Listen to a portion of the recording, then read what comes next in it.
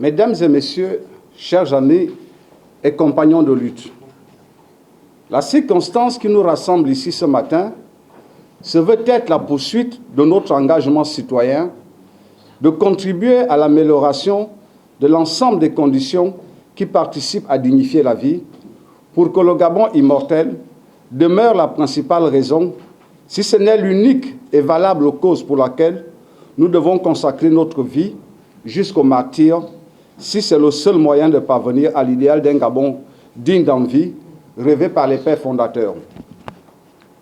Au moment où le Gabon s'apprête à vivre une séquence historique de sa vie politique, qui, selon nos élans, scellera à jamais le sort de notre jeune République, la très sainte Bible nous dit « Large est le chemin qui mène à la perdition, étroite est celui qui conduit à la fidélité. » À quelques mois de la tenue des élections générales, fait inédit, et face aux nombreuses interrogations et incertitudes nées de cette situation, à laquelle s'ajoute un climat social à la limite de l'implosion, la question que je me pose et que je crois que vous aussi vous vous posez est de savoir quelle va être la voie que nous allons emprunter. Aurions-nous une aurore d'un jour sublime ou allons-nous ouvrir la page du chaos apocalyptique? Mesdames et messieurs, l'heure est venue où les enfants du Gabon doivent sauvegarder et défendre les fondamentaux et symboliques de la République.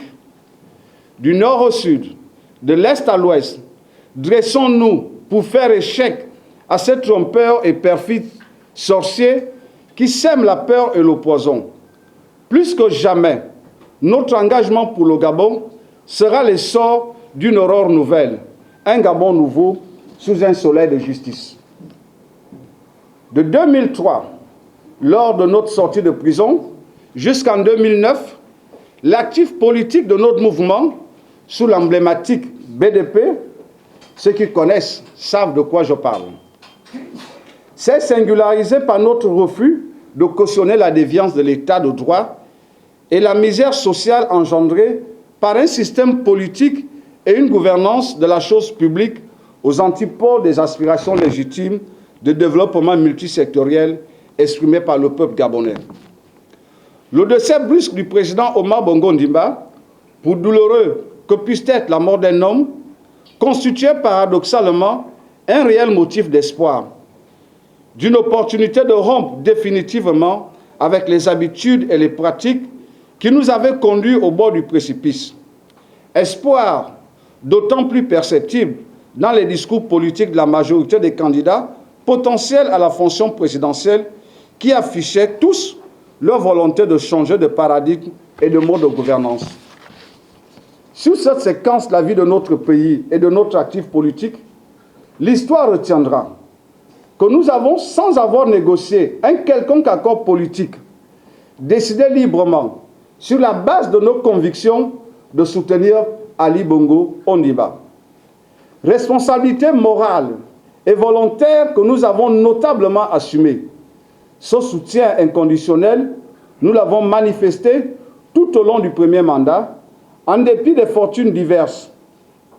En 2016, nous nous sommes encore retrouvés sur la ligne de front, bravant violences physiques, verbales et menaces de mort proférées contre nous et nos familles. Notre décision sera encore de soutenir Ali Bongo. Et cette fois-ci encore, par nature et par culture, nous n'avons rien demandé et nous ne nous sommes pas non plus plaints après n'avoir rien reçu. À la hauteur de notre investissement politique et des résultats notables obtenus. Il ne serait pas anodin de souligner que lorsque le président de la République s'est retrouvé à la suite de l'accident vasculaire cérébral dont il a été victime, empêché temporairement de remplir pleinement ses fonctions, nous étions au nombre des rares mouvements politiques à inviter les Gabonais à donner force à la loi en se conformant aux directives constitutionnelles, d'accorder au président un temps suffisant de convalescence et de ne pas céder aux appels de ceux qui projetaient sous divers formats, de s'emparer du fauteuil présidentiel.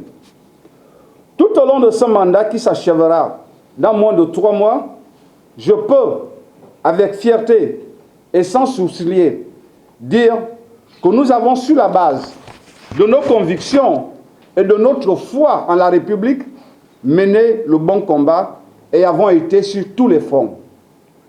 Mesdames et messieurs, ce bref rappel non exhaustif de notre actif politique depuis 2009 n'est pas une complainte, mais une illustration mieux, une démonstration de notre constance, une preuve de notre cohérence et de notre volonté de ne pas laisser notre image se dissoudre dans l'océan des entrepreneurs politiques qui participent à répandre l'idée que le champ politique est l'univers de toutes les intrigues et coups bas sans morale ni foi.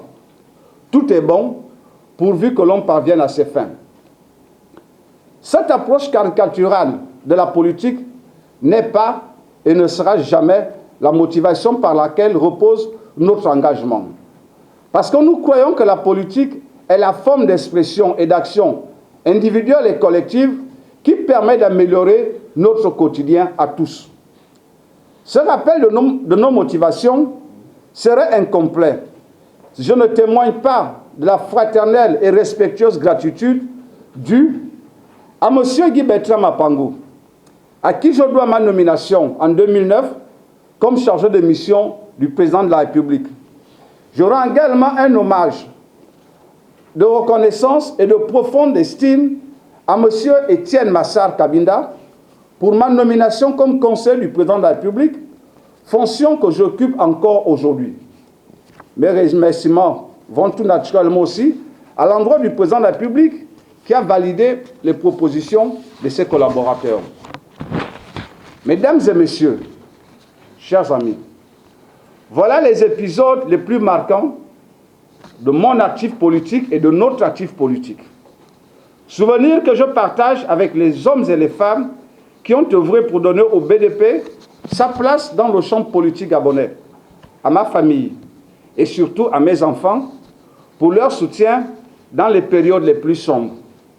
Mes chers amis, quand j'étais adolescent, j'aimais fredonner cette chanson d'une chanteuse française dans laquelle elle dit, je cite, « On ne vit pas sans se dire adieu.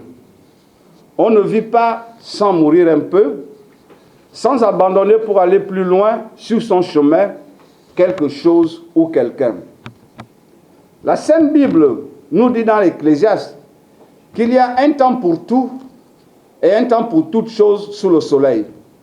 Le temps vient, et il est déjà là, où nous devons apprendre à nous consacrer à l'essentiel, au Gabon et aux Gabonais. C'est et ce sera toujours l'essence de notre engagement politique. Ce matin, ce n'est ni un acte d'adieu, ni un acte de revoir, mais un moment de prise de décision solennelle de poursuivre notre chemin en privilégiant notre ambition pour le Gabon.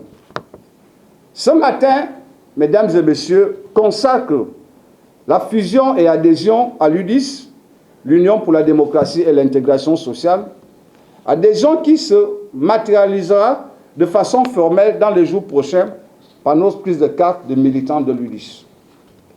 Les raisons de ce choix découlent exclusivement du constat de la convergence de nos idées, de la lecture et de la perspective que nous avons de l'engagement politique.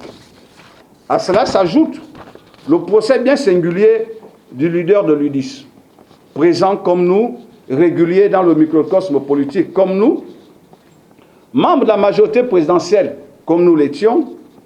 Il a su préserver le lien citoyen et social. Député à l'Assemblée nationale, ses alertes sur les questions sensibles de notre société témoignent de sa proximité, à la limite de l'intimité avec ses concitoyens. Disponible et rigoureux, c'est un leader qui a la particularité de faire grandir ceux qui l'entourent.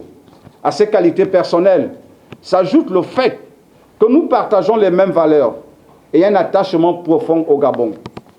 Je réitère donc, encore une fois, à partir de ce moment, Nous sommes dorénavant soumis aux exigences des textes de l'UDIS, dont le président est Hervé Opianga. Vive la République, que Dieu bénisse notre nation. Je vous remercie.